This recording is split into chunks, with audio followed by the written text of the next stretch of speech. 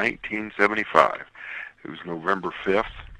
I was working in the woods with a crew of 6 other men, and we had our moments. There were, it's just like any crew of guys. We weren't a bunch of buddies, Yeah. We were just people who were together for a job, and, there'd been fights between some of the other guys on the crew at different times.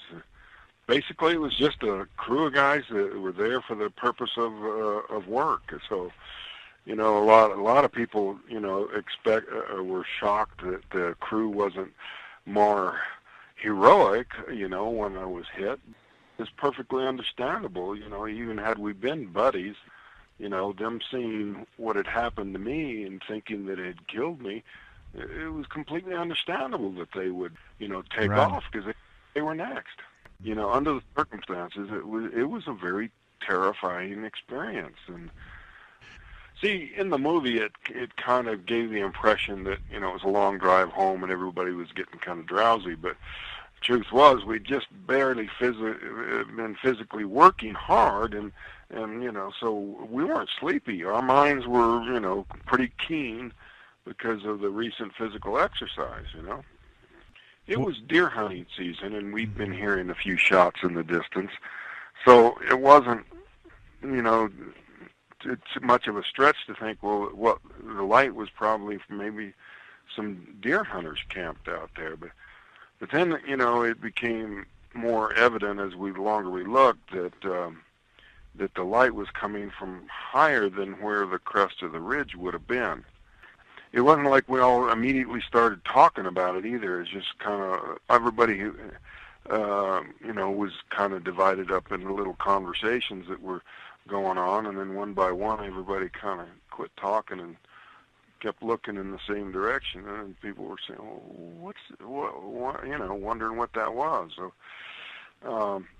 you could see ahead where the light was breaking through and washing across the road ahead. So we knew when we got up there, we'd be able to see the source of the light.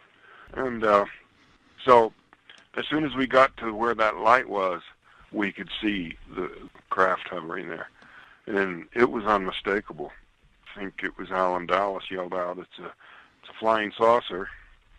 And, like anybody needed to say, because it was so clear. This is less than 100 feet away, This huge metallic disc hovering there below the treetops and outlined against the sky and giving off this very strange light and making this really weird sort of complex sound, really high and really low, off the range of human hearing on both ends. Even before we got up to it, we were thinking that maybe it was a forest fire, but it was just kind of a passing thought because, we have driven through the woods and come upon a tree that had been hit by lightning that was burning. You stop and put the fire out. So, but it had been clear, dry weather, and so that was quickly, dismissed as a possible source of the light. And when we described it as looking like molten metal, we were talking about like metal from a blast furnace, that's almost white hot, kind of a really brilliant yellowish glow. And so, in the movie they made it look like molten lava, kind of red, and actually a cooler color than it was. And but that wasn't the way it was. It was really easy to see distinctly the surface of it. It wasn't so bright that you couldn't look directly at it. It was metallic all over, but parts of it were glowing, panels, but everything was smooth. There wasn't any like seams or anything. It was almost like glass. The whole thing was perfectly smooth. It's kind of like, when the light's coming in through the window and you're looking at the television, which of course is giving off light, but you can still see things reflected in the screen. So, you could see the surrounding trees reflected in the surface of this craft. At the same time, it was giving off a glow that kind of made everything around close to it look really kind of weird. A soft sort of a glow that just kind of made things look odd. You know, I thought it was going to take off before I got very close. So, you know, I was really curious to see it up close, and, you know, maybe a little bit of showing off in going so close to it, but I regretted that pretty quickly. I started out moving rapidly towards it, but then when I saw that it wasn't taking off, see, you know, when we're riding home in the woods, you know, you'll see a deer or a bear or something, and you'll call for the rest of the crew to look, and very often before they can even turn and look, it's gone before they get a chance to see it. So that was kind of my thinking, that it would be gone before I got that close. But the closer I got, and it wasn't going anywhere, and the more alarmed the crew was getting, you know, they started yelling at me to get back in the truck and swearing at me, and you know, I just wanted to see it before it zipped off. And Steve Pierce, he was saying that Alan Dallas was, you know, ducking down on the floorboard, and Dwayne Smith put it was, he said he kissed his knees, but, you know, I guess he was trying to get down below the sill of the truck, you know, for a little better safety. It was really pretty scary for everybody, including me. You know, I was trying not to act scared, but, you know, when it suddenly started to move and started to get louder, I dove for cover. There was a log sticking up and out of this pile of logging debris that they'd piled up there. And I got down behind that. And, you know, I finally got close enough to where I was looking up at a pretty steep angle, probably steeper than 45 degrees. I'm not sure, but and then when it started moving, it started to rise up, and it was kind of unsteady as it rose.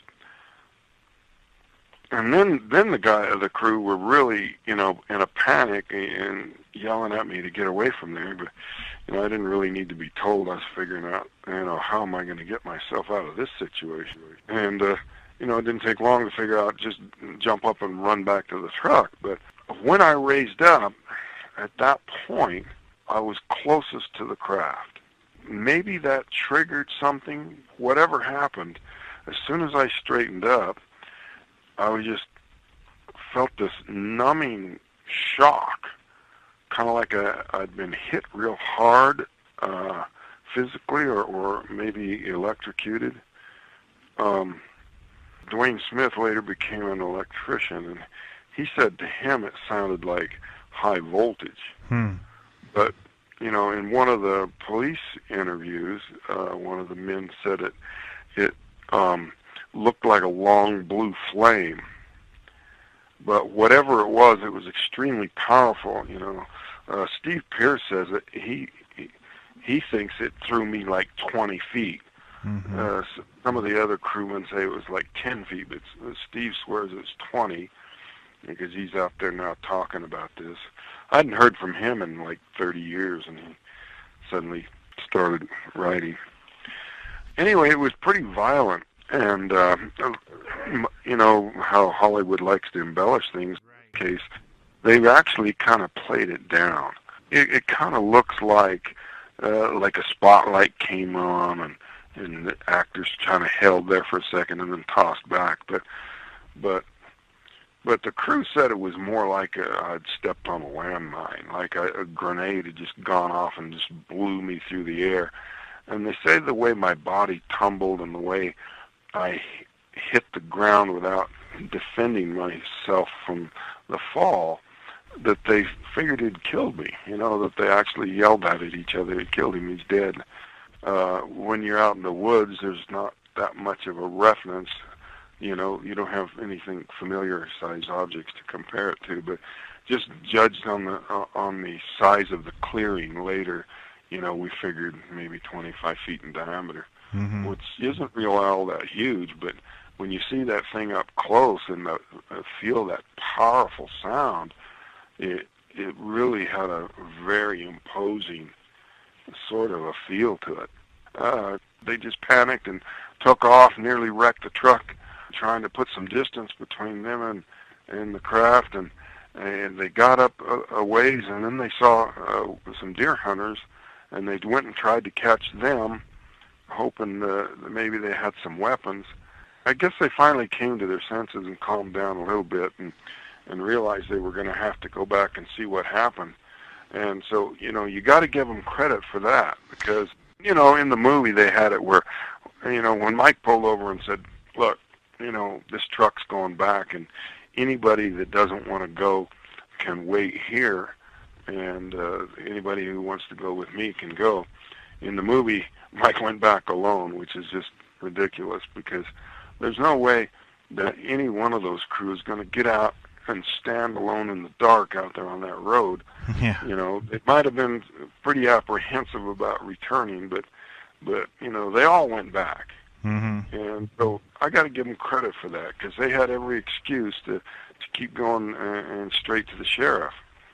But they said it was just long enough to run up there and try to catch those hunters, and then when they couldn't, they turned around and went back. And they thought they saw the light moving off through the trees, and so that made it a little easier, but they were still pretty scared getting back to the site. They could see where the truck had peeled out when they took off, and so they found the spot, and they said they were pretty apprehensive about getting out. They only had one flashlight, so they were all, 6 of them huddled around this one flashlight and searching, and where my body had landed, there was nothing there. So they called out, and they were, continually being scared by the moon, because it was kind of similar in color, catching sight of it through the trees,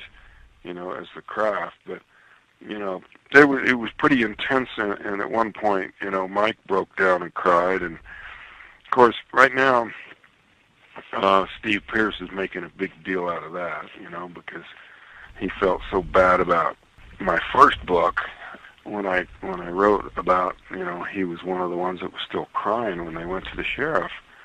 He didn't like that at all. Some of his relatives were teasing him about it or something. Here we are 35 years later, and he's working on a book, and his main issue is he wasn't the only one crying, and Alan Dowd was so scared. And, I don't think anybody cares. But, to him, it's the biggest issue out there, is that he wasn't that scared, and the other guys were crying too. And, I don't feel, that any of those guys have anything to be ashamed of in how they handled it, I suppose probably all of us had cried about it in one way or another since it happened, but it's just one of those things you have to deal with. And yeah, we're a bunch of tough loggers, and I don't like to emphasize that part of it, but it speaks to the intensity of what we experienced. So they went back to town, and they were arguing about what to do. Alan Dallas didn't want to go to the authorities yet. He preferred just to get some friends and some guns and go back and make a search, and then if they couldn't find me, maybe then go to the sheriff. But Ken and Mike figured no, because if Travis is never found, and it's going to look bad if we don't report it right away. So they were of the opinion that they should report it right away. So they did. They called the local deputy, and he called the sheriff, and he brought another deputy with him, and so the sheriff interviewed the men right there, and like I said, some of the guys were still crying, and the lawmen were really impressed with the fact that something really serious had happened. But being lawmen, they figured that